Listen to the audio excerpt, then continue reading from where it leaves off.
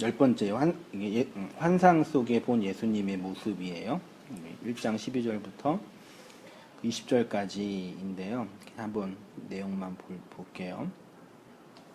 몸을 돌이켜 나에게 말한 음성을 알아보려고 돌이킬 때에 7 금촛대를 보았는데 촛대 사이에 인자 같은 이가 발에 끌리는 옷을 입고 가슴에 금띠를 띠고 그의 머리와 털의 희기가 흰 양털 같고 눈 같으며 그의 눈은 불꽃 같고 그의 발은 풀무에 단련한 빛난 주석 같고 그의 음성은 많은 물소리와 같으며 그의 오른손에 7 별이 있고 그 입에는 좌우에 날선 검이 나오고 그 얼굴은 해가 힘있게 비치는 것 같더라. 내가 볼 때 그의 발 앞에 엎드려져 죽은 자 같이 되매 그의 오른손을 내게 얹고 이르시되 두려워 말라. 나는 처음이요 마지막이니 곧 살아있는 자라. 내가 전에 죽었노라. 볼지어다 이제 세세토록 살아있어 사망과 음부의 열쇠를 가졌노라. 그러므로 내가 본 것과 지금 있는 일과 장차 될 일을 기록하라. 내가 본 것은 내 오른손의 7 별의 비밀과 또 7 금촛대라. 7 별은 7 교회의 사자여 7 촛대는 7 교회니라. 우리 집사님 한번 좀 읽어주세요. 7 왜 안 보이냐? 금촛대 사이에서 계신 예수님. 7 금촛대는 교회이고 7 별은 교회의 사자입니다. 금촛대는 성막의 성소를 밝히는 유일한 빛이고 이 코스모스의 세상을 밝히는 빛, 초월의 진리를 담은 빛이라고 할 수 있습니다. 이어서 7 별은 7 교회에서 사자라고 합니다. 요한이 본 환상이 7 금촛대인데 그 환상의 주인공인 예수님이 오른손에 7 별을 들고 계셨습니다. 그리고 그것을 7 별의 비밀이라고 합니다. 그리고 7 별은 7 교회의 사자라고 합니다. 네, 예수님이 이런 지금 환상의 모습 있죠? 이게 환상의 모습, 긴 옷을 입고 가슴에 금띠를 띠고 머리가 희고 괴물이잖아요. 그 다음에 발은 풀무, 그 다음에 음성은 물이 나오고 오른손에 7 별 이렇게 들고 있는데 오른손에요. 여기 금촛대 7개 이렇게 있는 거예요. 그 다음에 그것이 7 별이래요. 이 별이 이제 비밀이라고 얘기하는 거죠. 오늘은 예수님이 이 모습이 어떤 의미가 되는지 그냥 각 절을 이렇게 주의하면서 시간 될 때까지 해볼게요. 사자라는 단어, 7 금촛대라 7 별은 여기 별이 있죠. 그림 요것만 보시면 금촛대가 이렇게 있고 7개가 이렇게 있어요. 이게 있고 그다음 7 별이 또 이렇게 있대요.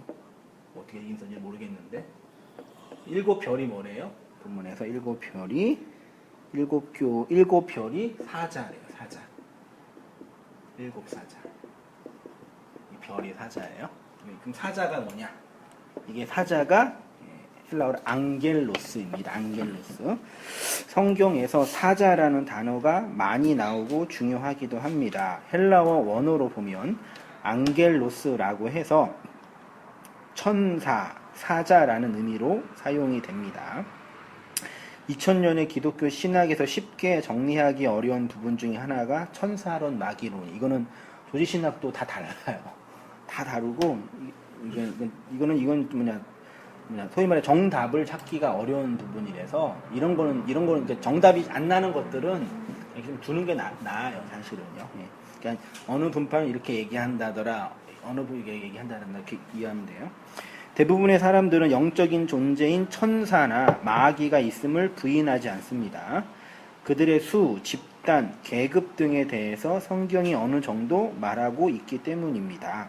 따라서 그래서 그 천사나 마귀가 살아있는 실체로 우리의 일상과 삶에 긍정적이든 부정적이든 영향을 주고 있다고 생각합니다. 그래서인지 초대교회 이단 중에는 천사를 숭배하는 집단도 있었습니다. 천사나 사탄이라는 영적인 실체는 있겠으나 성경은 그것에 대해서 매우 상징적으로 설명하고 있습니다.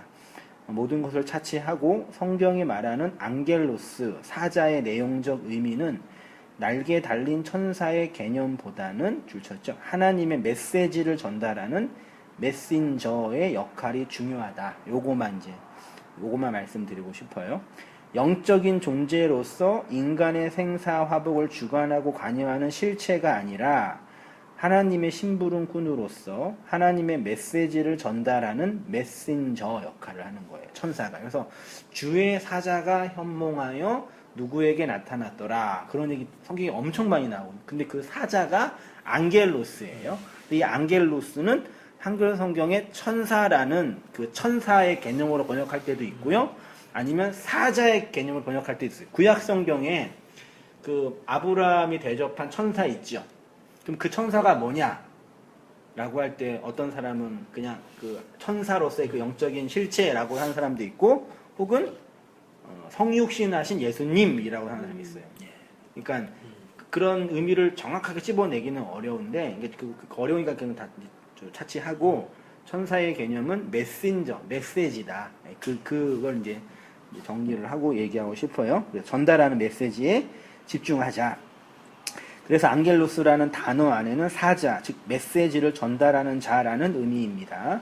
다시 말해서 어떤 생물체를 지시하는 지시명사나 고유명사적 의미보다는 일반 명사로 각각의 문맥과 상황에 맞게 해석하고 적용해야 하는 단어입니다. 하나님의 말씀을 전하는 메신저의 역할을 할 때 앙겔로스라는 단어를 사용합니다. 그러니까 천사를 인격적 실체에 집중하기보다, 이게 있기는 있어요. 근데 이제 그 2000년의 교회 역사가 날개 달린 천사, 뭐 수호 천사도 있잖아요. 수호 천사가 있네, 또 있다고 말하는 사람도 있어요. 교회에서도요.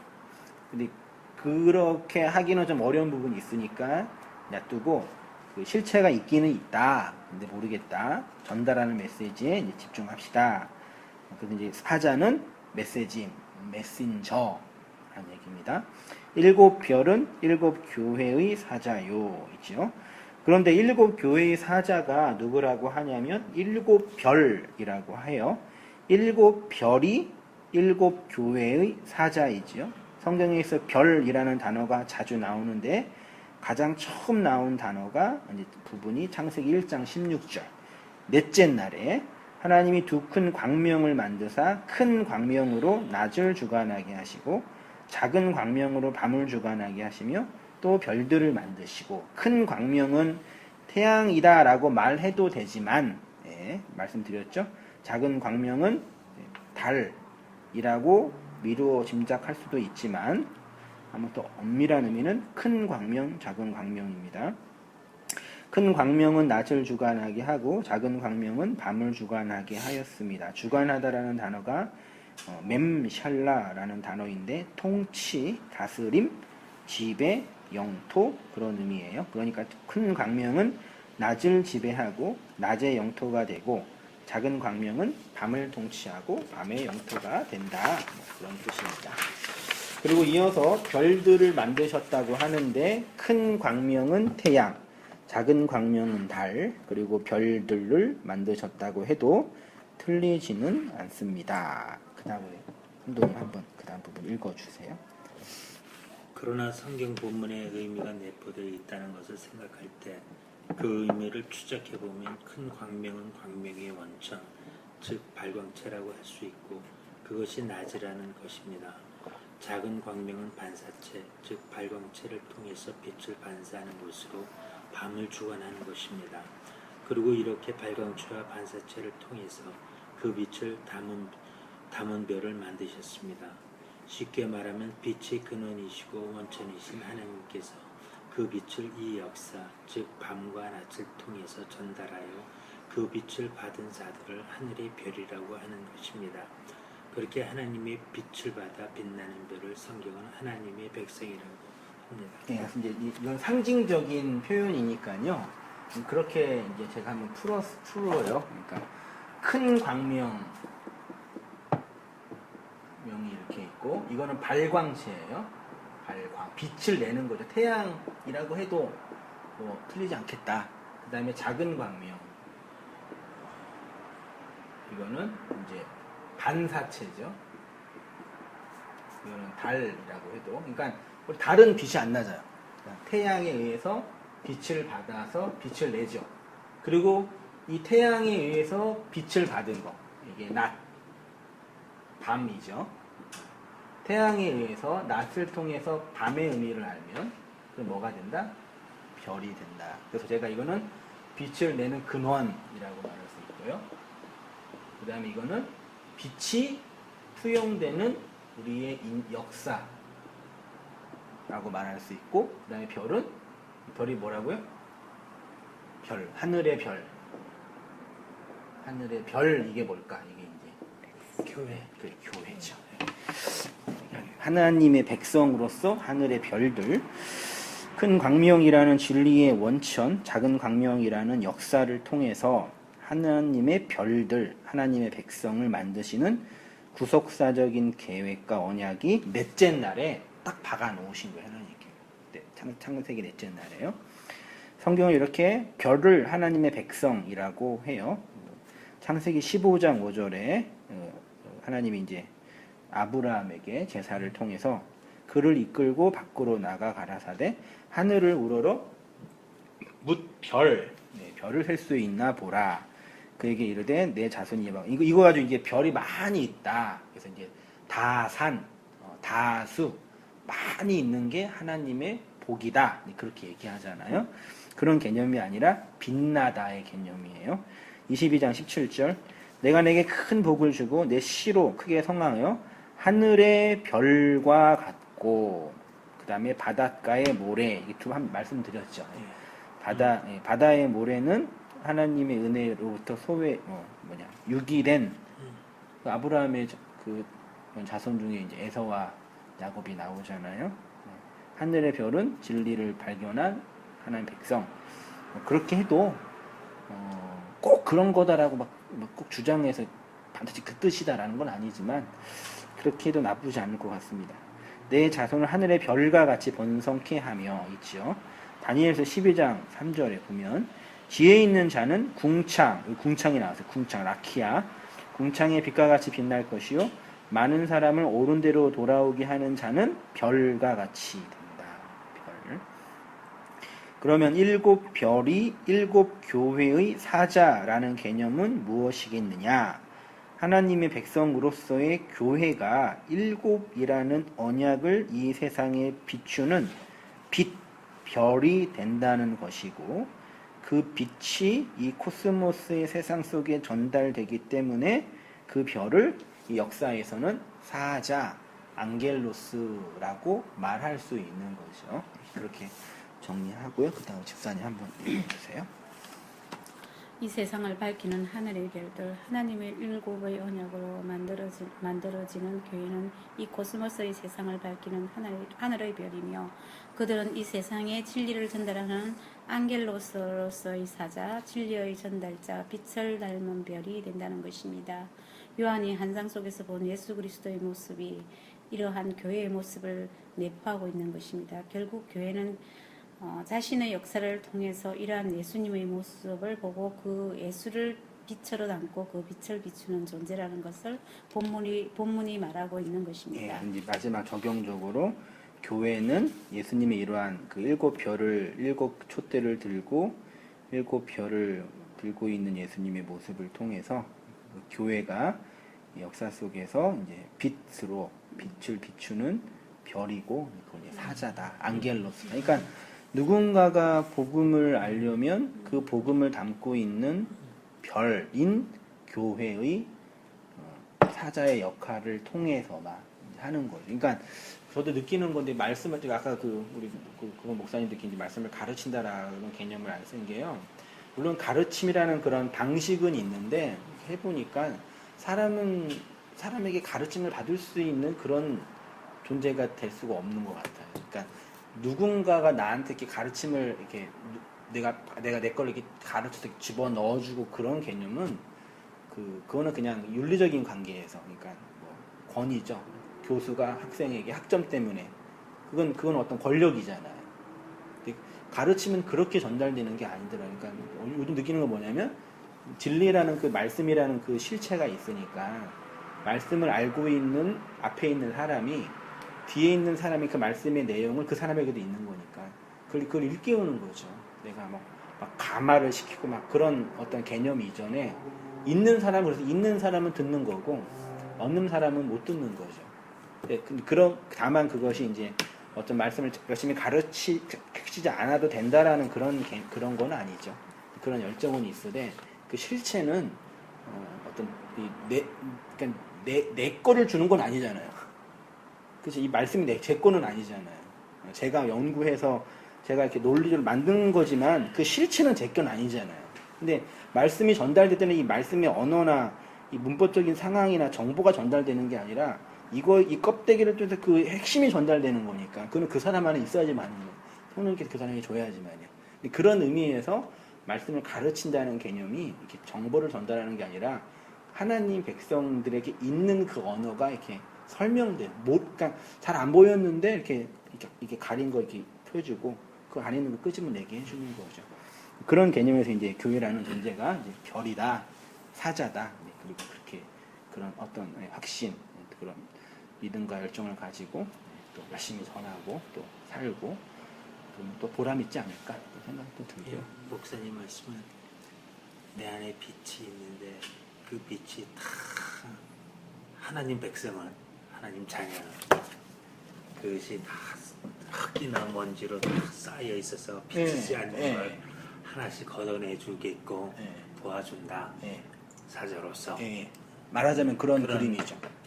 없는 걸 던져주는 시어하는 개념이 아니라 하나님의 사자는 갖고 있다. 그러니까 그 기존 교회 신비주의 목사들이 임파테이션 개념이 이게 주는 개념이잖아요. 그렇죠. 내 거를 내가 권위가 있으니까 이게 준다. 이거 완전히 진짜 그 무당이에요, 진짜. 목사가 주는 게 아니야. 목사는 줄 수가 없어요. 그러니까 목사는 전달자죠. 그 전달자는 진리가 전달되면 전달자는 삭제당하는 거예요, 사실은요. 내용이 중요한 거니까. 그걸 이제 말씀을 이렇게 듣고 배우는 이 공동체는 그걸 알고 있어야 되고 또 그런 마음으로 또 복음을 전하는 거예요. 존재론적으로, 사역적으로. 또 그런 또 자부심도 갖고. 그래서 저는 제가 뭐 그런 마음이 있었죠. 그러니까 뭐 안 되면 그냥 뭐 사람이 안 보이는데 어떡할 거예요? 그럼 문 닫아야지. 교회는 망하지 않겠지만 그렇게 이제 이게 농담 반 진담 반처럼 얘기하니까 절대 그러시면 안 된다고. 이 귀한 사역을 하시는데 순복음이 그렇게 하나 봐요. 이 귀한 사역을 하시는데 목사님이 꼭 하나 계셔서 많은 이야기는 맞는 이야기지 뭐. 맞잖아. 맞는 이야기 틀린 이야기는 해가지고 아니지. 이게 귀한 사역이지. 해서 해야 되니까 힘내시고 하시라고. 네, 맞아요. 알겠습니다. 또 새롭게도 이렇게 격려를 또 주님께서 이렇게 천사를 통해서 해주신다. 지나고 나서 여기 한번 생각해 봤어요. 그렇게 인도해 주시는 부분도 있으니까요. 뭐 이렇게 힘들어하시지는 마시고 맨날 목 잘린다, 뭐 내가 죽는다고 뭐 하니까 다 이렇게 또 힘들어하고 그냥 그걸 또 경험할 때는 아프거든요. 근데 그것 너머에 하나님의 그 풍성한 은혜의 세계가 있는 걸 알아야지 또 가는 거니까 또 그렇게 또 저도 또 너무 좀 재미있었습니다. 근데 실질적으로 이게 느끼고 하는 것들이 저는 이게 깨달음이나 어떤 오는 것들이 실질적으로 내 안에 있는 것들이 매일매일 조명돼서 끌어내지는 거, 계속 내 안에 있는 것들이 밝혀지는 거, 잘못됐거든 뭐든 이런 것들이 계속 있어지는 것만이 내가 구원을 받을 수 있는 게 아닌가 하는 생각이 너무 많이 들더라고요. 계속 끄집어내지는 거, 그거에 대해서는 뭐 옛날에야 유치하게 뭐 세상적인 사회 규범이나 이런 법적인 잘못들을 얘기했었지만은 그러나 그보다도 또 조금 더 한 단계 넘어가면 양심에 의해서 얘기를 했었지만은 이제는 진짜 내 자아 하나님과 대적하는 그 부분들이 하나씩 깨달아지고 할 때 조명될 때가 점점 이것이 돼가면은 이런 길이 아닌가 하는 생각들이 많이 들더라고요. 그러니까 하나님이 나의 이 유격적인 욕망을 이게 하나 제거하는 게 경험되잖아요.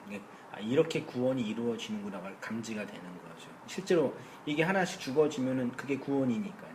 그게 이제 실체화되는 거죠. 그러니까 어떤 뭐 구원의 확신이라든지 어떤 뭐 신념이 아니라 실제로 내가 경험하는 거죠. 내 구원이 나라는 이 옛 자아가 이렇게 실제로 삭제당하는 걸 경험하는 거니까요.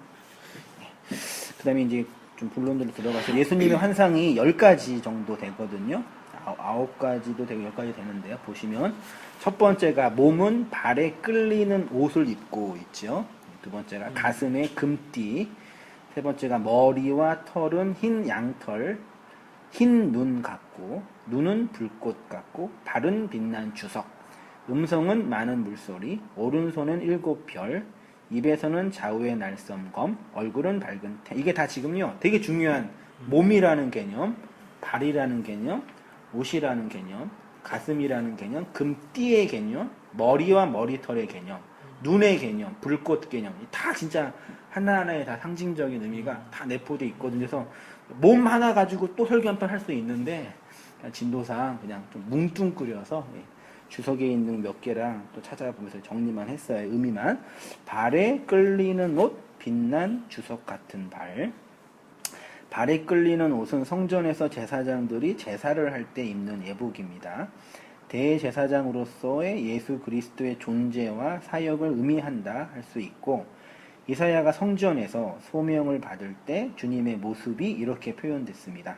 우시야 왕이 죽던 해에 내가 본즉 주께서 높이 들린 보좌에 앉으셨는데 그의 옷자락은 성전에 가득하였고, 옷이 성전에 가득했다고 표현되고 있죠. 그게 이제 그거를 아마 요한이 차용하지 않았을까도 되고요.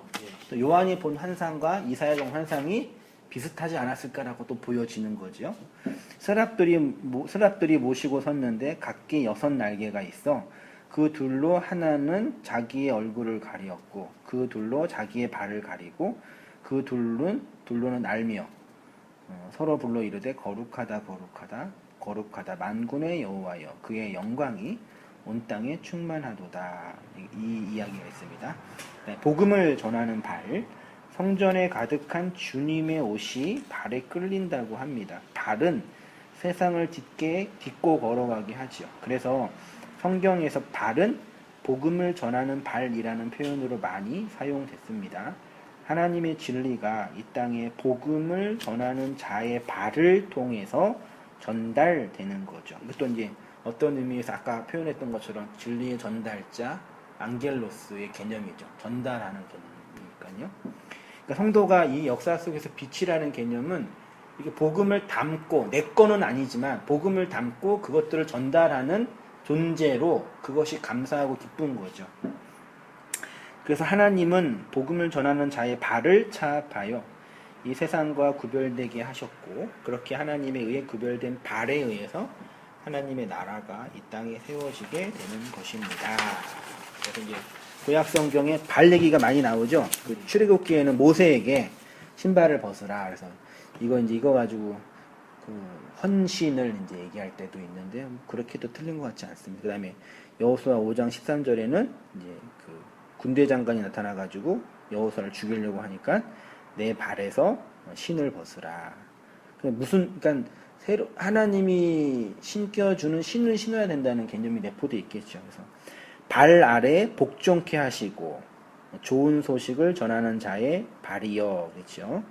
그러니까 이 발 개념은 복음을 전하는 개념과 함께 그 복음이 증거되는 곳에는 하나님의 통치가 임한다라는 게 두 가지가 내포되어 있는 거죠. 예수님의 그 이상적인 모습이 우리 성도의 교회의 그 모습을 설명하고 있고요. 그러나 이 진리의 복음을 받지 아니하는 자들은 발의 먼지, 즉 땅의 먼지로 그대로 있게 되는 것입니다. 누구든지 너희를 영접하지도 아니하고 너희 말을 듣지도 아니하거든 그 집이나 성에서 나가 너희 발에 먼지를 이게 복음을 전하다가 그게 개념이 아니라요. 복음을 전하는 그 발이 갔는데 그 복음을 그 옛 성전이 받지 않으면 걔네들은 먼지가 되는 거죠. 그러니까 땅이 물을 받지 않으면 생명을 출산하지 못하잖아요. 그러니까 물을 가지고 땅에 갔는데 그 땅이 그 물을 받지 않으니까 걔네들은 먼지다라고 입증하는 거죠. 그 다음에 빛난 주석과 같은 발 있습니다. 그거 우리 집사님 읽으실 차례신가? 예. 빛난 주석과 같은 발. 요한은 예수님의 발을 빛난 주석 같다고 합니다. 빛난 주석이 헬라어로 칼콜리바노인데 일반적으로 금 같은 청동 혹은 양질의 합금이나 노쇠로 이해될 수 있습니다.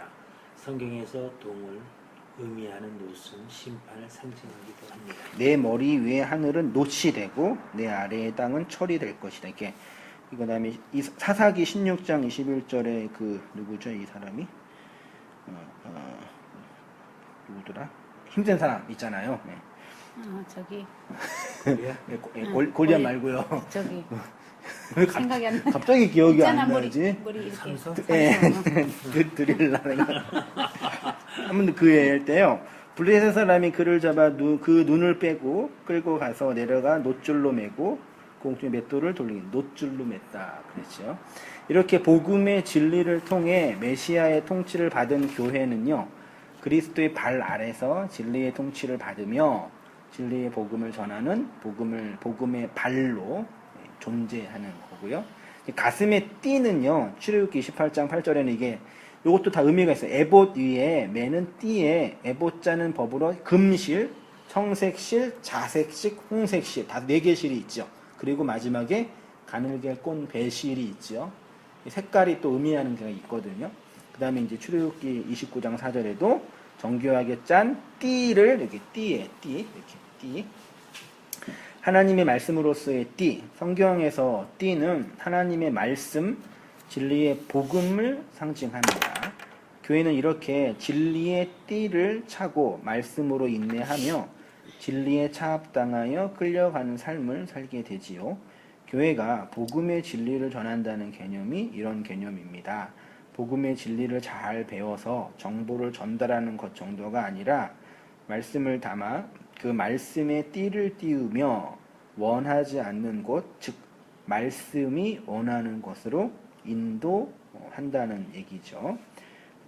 나머지 보시고요. 밑에 요한복음 21장 18절에 보시면 내가 진실로 내게 이르노니 젊어서는 내가 스스로 띠띠고 원하는 곳으로 다녔거니와 늙어서는 내 팔을 벌리리니 남이 내게 띠띠우고 원치 아니하는 곳으로 데려가. 이게 예수님이 누구한테 한 말씀이죠?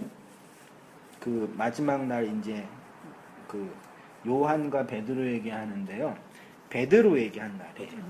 그러니까 젊을 때는 성경에서 늙은이는 복음을 받은 어른이거든요.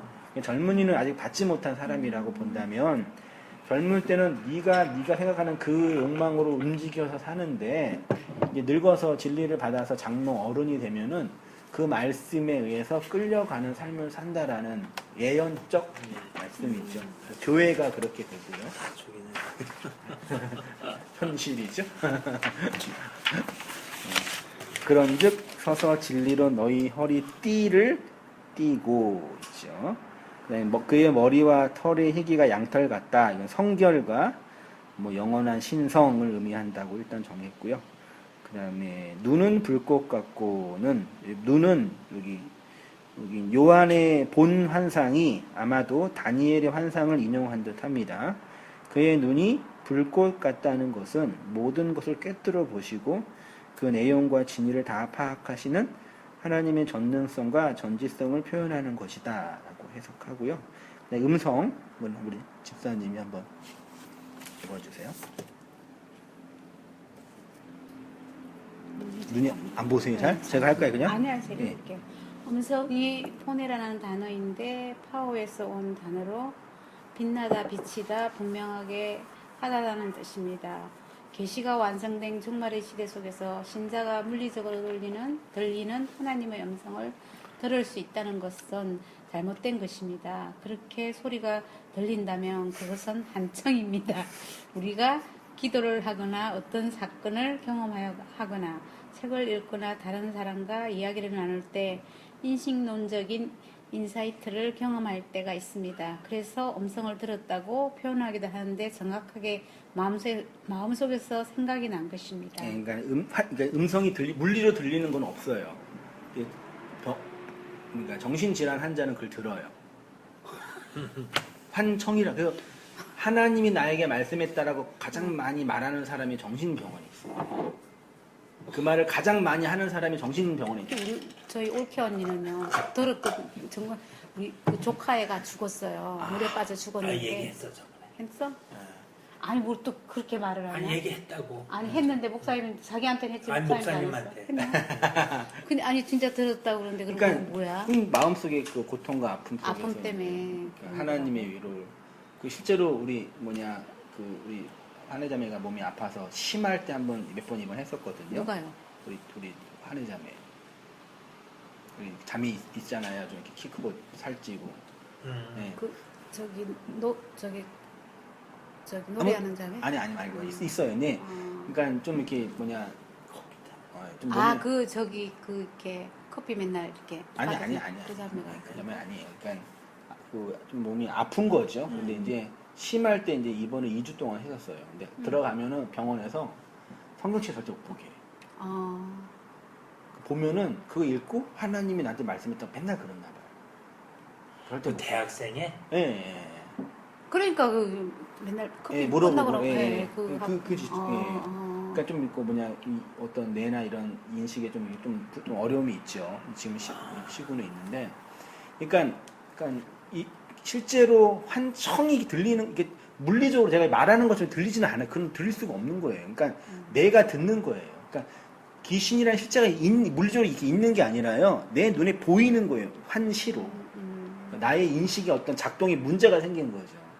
어떤 큰 스트레스나 혹은 어떤 강력한 마음의 열망이거나 그럴 때 막 깜짝깜짝 보이지 않나요? 저도 가끔 훅 볼 때가 있는데 그런 게 보이는 거지. 그걸 이제 어떤 종교적인 어떤 권위라고 말하면 그것도 이용해 놓고 또 한다고 말도 안 되는 그 진짜 얘기예요. 그러니까 이번 주 말씀드린 것처럼 귀신이 인간의 몸에 들어와서 그 빙의인 그런 거는 실제로 없어요. 있을 수가 없죠. 어떻게 그게 있을 수 있어요? 그 작두 타는 사람들이 있잖아요. 그는 어떤 종교적인 어떤 힘이나 환경적인 능력이 나타나는 거죠. 우리가 큰 일이 있을 때 물건을 막 들 수도 있어요. 엄마가 차에 깔린 아이를 차를 들었다고 그래요, 진짜로. 갑자기 인간에게 에너지가 나오기도 하고 실제로 인간의 그런 힘이 있고요. 맞잖아요. 그 과학적으로 인간의 뇌가 자신의 뇌를 2%도 사용 안 한다고 하잖아요. 어떤 계기를 통해서 확 일어날 때도 있고요. 그런 더 과학이 발전하면요 설명될 수 있는 방법이 많이 있어요. 이런 얘기가 영적이고 초월적인 것이 없다라고 부정되는 것이 아니라 이거를 구분을 하는 거죠. 이거를요 실제로 근데 그런 걸 얘기하는 게 막 종신앙이 좋고 어떤 체험이 있고 그거 자체가 비현실적인 것을 신앙은 비현실적인 것이 아니잖아요, 진짜. 그러니까 복음은 우리의 현실을 직시하게 하는 거예요. 아까 권사님 잠깐 말씀드리면서 복음이 들리면 그 뭐가 힘드냐면요. 그 말씀이 나를 공격하는 개념도 힘들지만 이제 그 말씀으로 내 역사의 현실을 그대로 받아내야 되는 게 나한테 숙제예요. 이거는 정말 실력이나 인내가 아니고서는요. 그러니까 앞으로 안 되더라도 내가 지금 기도하고 소망 이걸 붙잡고 있으면 살 수 있어요, 사람이. 근데 이거를 끊어버리니까 그러면 이렇게 살다가 내가 망할 수도 있고 죽을 수도 있다는 걸 이걸 인정하고 받아내서 견뎌내는 거거든요. 앞으로 망하고 죽는 건 그 다음 문제예요. 이걸 현실을 받아내는 게 이게 신앙의 본질인데 거기에서 이제 스트레스적이야 견뎌내는 거죠. 복음 자체는 이게 현실을 인식하게 돼요. 그러니까 자매들이랑 공부해도 옛날에 신비주의 교회에서 목사가 막 너가 아픈 건 두통이 심한 건 기도 안 해서 그런다. 실제로 그랬대요. 앞에 대놓고 네가 헌신하지 않아서 그런다고. 귀신이 있어서 그런다고.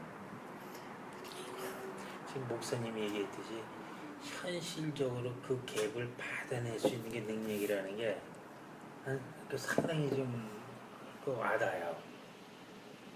그것이 그 권수진 집사한테 굉장히 그것이 중요한 부분이야. 근데 이제 그게 다 이제 겪어야 될 부분이 다 이제 벗겨지면 이제 현실 그대로 받아오는 게 그분이 이제 우리가 죽어가는 과정이죠. 이 역사 안에서 그런 체험이에요. 그게 실체고요. 그런 면에서 이제 어떤 환성, 그러니까 막 기도하거나 이렇게 얘기하거나 그러면 내 안에 어떤 생각이 일어나요. 아까 말씀 나눈 것처럼 그런 목사님 오셔가지고 목사님 힘내세요. 꼭 해야 돼 그러면 맞다 내가 잘해야지. 내 속에서 일어나는 거지. 그런 얘기 해놓고 하나님께서 한테 이렇게 말씀해 주셨다고 온다는 게 문 닫으면 안 된다고. 그렇게 할 수 있잖아요. 그럴 수 있겠네 그러니까 그거 아니라는 얘기죠. 내가 생각하고 사람 관계에서 어떤 용기를 얻고 도움을 얻고 격려를 받은 거죠. 그렇게 해야죠. 근데 주일날 설교할 때도 어저께 목사 교회가 교회에서 기도하다가 하나님께서 그런 음성을 주셨다고. 그걸 진짜 아주 쉽게 얘기하더라고 다. 그러니까 성경공부 하다가 뭐죠? 우리 파주에서 오신 성경공부 하다가 그런 거 물어봐요. 그렇게 말하는 목사는 뭐냐고. 그건 전 모르겠고요. 근데 저는 모르겠는데 저는 그 얘기 안 하시더라고요. 사람이 하나의 음성을 듣는 건 없다고. 내가 생각하고 어떤 마음속에 일어나는 거 많이 있잖아요. 수없이 생각이 일어나잖아요. 일어나는 거고. 그것을 정리한 거지. 그걸 하나님 음성을 한 거라고. 하나님의 음성은 계시로 완성이 됐는데 성경을 보다가 생각이 났다 그러든지 고민을 하다가 이런 수가 나왔다 그러든지 이 말씀을 나누다가 이런 생각이 떠올랐다 그러면은 되는데 권위가 없어 보이는 거죠. 그래서 그렇게 쓸데기 없는 권위만 내세우는 거예요. 근데 그게 참 그게 여태까지 그렇게 그게 있다고 생각하고 들어왔잖아요, 목사님. 그래서 그런지 그런 부분에서는 아직은 그건 아니다고는 확 와닿지는 않아요. 집사님 들으셨어요, 음성을요? 저는 안 들었죠. 근데 왜 그러세요? 아니, 왜냐면 들었으면 이해할 수 있죠. 우리 집사님은요, 저랑 결혼할 때 쟤랑 결혼하라 그랬어요. 진짜요. 그 이제 농담 반 진담 반처럼 내가 하나님께서 그때 나한테 말씀하지 않았으면 너랑 당신이랑 결혼 안 했다고 그러는 거예요. 근데 물어보죠. 진짜 날 좋아하지 않았냐고. 나 좋아하지 않았냐고. 좋아했대요. 좋아했으니까 결혼한 거지. 난 진짜 하기 싫어 죽겠는데 억지로 결혼하지 막히고 그런 말이 어디 있어요. 좋아했는데 좀 고민하다가 기도하다가 보니까 생각난 거죠. 내가 직접 우리 집사람은 그런 환상 많이 봤거든요. 기도하다가도 이렇게 교회가 보여. 그리고 이제 어느 교회인데 물어보기도 하고 물어봤던데. 꿈으로는 뭐 이렇게 꿈으로 이렇게 받는 거 있잖아요. 그런 거는 경험했지. 제가 우리 여기 잠자기 전에요. 공상과학 영화 보면은요 우주를 떠나다니까 제가 그거 보고 하면 이제 우주 왔다 갔다 해요. 진짜라니까요. 근데 뭐 그런 공상과학 영화를 봐서 그런 게 아니라 아무 생각이 없었는데도 그런 꿈을 인간의 의식과 무의식이 다 있는데 왜 없어요? 다 있어요. 새벽기도 가려고 정말 문을 두드려요, 목사님. 마음 먹고 자잖아요. 그러면 방문을 뚝뚝 이렇게 3번을 뚝뚝뚝 이렇게 그래서 그때 깨서 누가 깨우는 거죠 마음속에서. 그러니까 내 마음속에서 긴장 속에서 일어나는 거예요. 그리고 뭐 우리 저거 한상이 아니고 꿈으로 너와 너희 집에 구원을 얻으리라는 예수님. 그렇죠. 태몽도 있잖아. 그러니까. 태몽은 근데 뭐예요? 그런 거 목사님. 근데 그때는 그게 얼마나 굉장히 그걸 받고 기쁜지 몰라요. 근데 그게 받으면서 나는 그런 거 받았다는 지금 생각해 보면 그렇죠. 받았다는 그게 내가 하나님 나를 사랑하신다는 그런 걸 이제 굉장히 좋아하잖아요. 그쵸. 그래서 내가 내 스스로 그렇게 했다는 생각은 들기는 한데 아직은 그까지 벗어나지 못했거든요. 그러니까 직접 들으셨으면 좀 이게 포기할 수 있는데 한 번도 안 들으셨으니까. 그러니까 아무튼 그렇게 정리하시고 그렇게 이해하시고 안 들어도 이게 그러니까 애가 죽었는데 이제 말을 그러니까 귓고막이 터질 정도로 들려주더래요. 내 안에 거하니라 염려하지 말라. 그런 이야기 들으니까 내 식구가 그런 이야기를 하니까. 그러니까 내 마음에서 일어난 거죠. 그래서 그런 건지는. 그러니까 물리적으로 인간이 말하는 것처럼 이렇게 들리는 건 없다 이거죠. 그러면 내가 들었다는 거는 이제 정신적인 어려움이 있는 거죠. 아무튼 이게 이제 인사이트 그런 개념이고요. 그 다음에 음성이 빛으로 비추임. 그래서 성경이 하나님의 음성을 포네라는 단어로 설명합니다.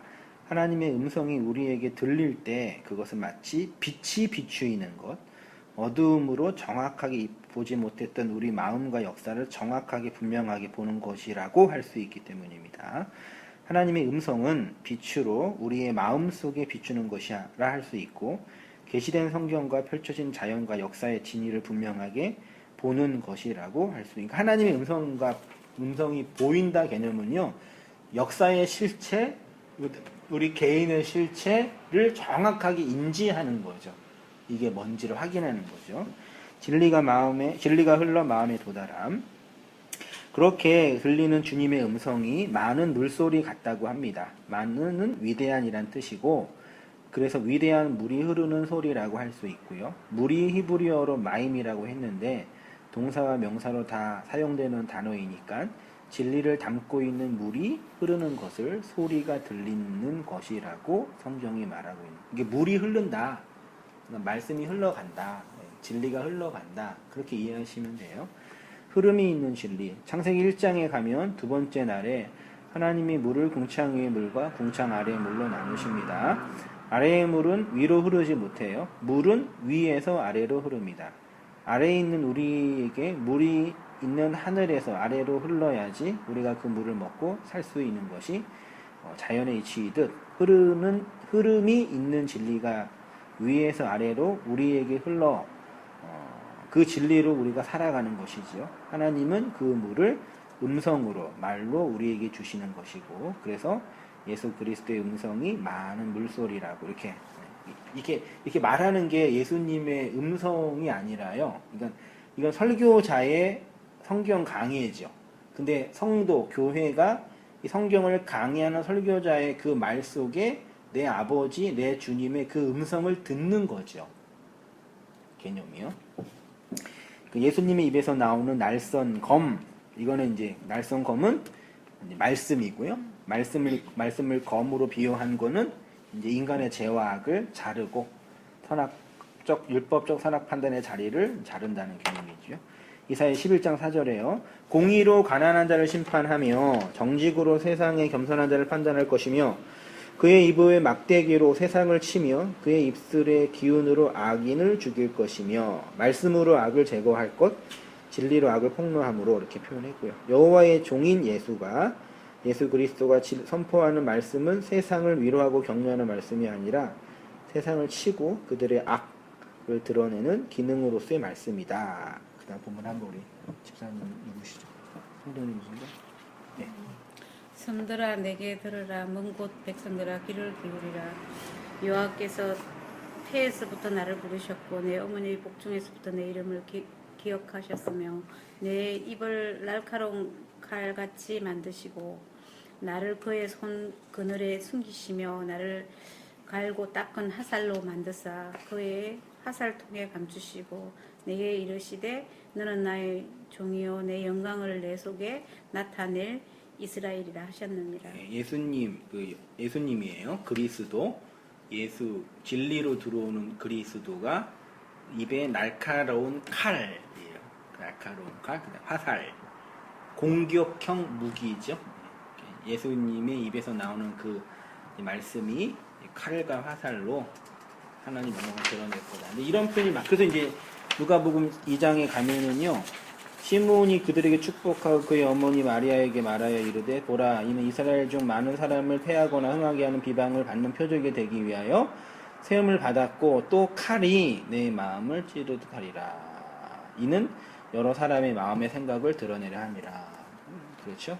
구원의 투구, 성령의 검, 하나님의 말씀. 하나님의 말씀은 살아있고 활력이 있어서 좌우의 날선 어떤 검보다 예리하여 혼영 관절 골수를 찔러 쪼개기까지 하며 마음의 생각과 뜻을, 그러니까 하나님의 말씀이 우리의 존재가 뭔지를 이렇게 드러내는 거죠. 폭로하는 거죠. 예레미야 보세요. 선지자에 대한 말씀이라 내 마음이 상하며 내 모든 뼈가 떨리며 내가 취한 사람 같으며 포도주에 잡힌 사람 같으니 이유가 뭐예요? 여호와와 그의 거룩한 말씀. 그러니까 거의 정신질환 수준에 빠진 거죠. 실제로 예레미야나 이사야는요. 그런 이사야 같은 경우는 하나님이 오셔서 야 3년 동안 옷 입고 다니지 마. 빨개 벗고 3년 동안 예루살렘 거리를 돌아다녔어요. 미친놈이잖아요. 너 왜 그러냐 그러면 니네가 나처럼 이렇게 끌려가. 얼마나 불쌍해요. 선지자 참 제일 불쌍한 사람이에요. 에세기 같은 선지자는 하나님이 아내를 죽였어요. 그리고 죽이는데 아내를 위해서 울지 말라고. 이게 나의 고통이다. 하나님이 그래요.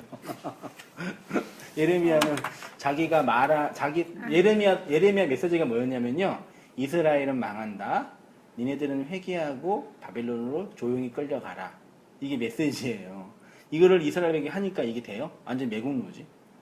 근데 그 말에서 고통을 많이 받았는데 그 말이 실제로 이루어진 걸 또 봐요.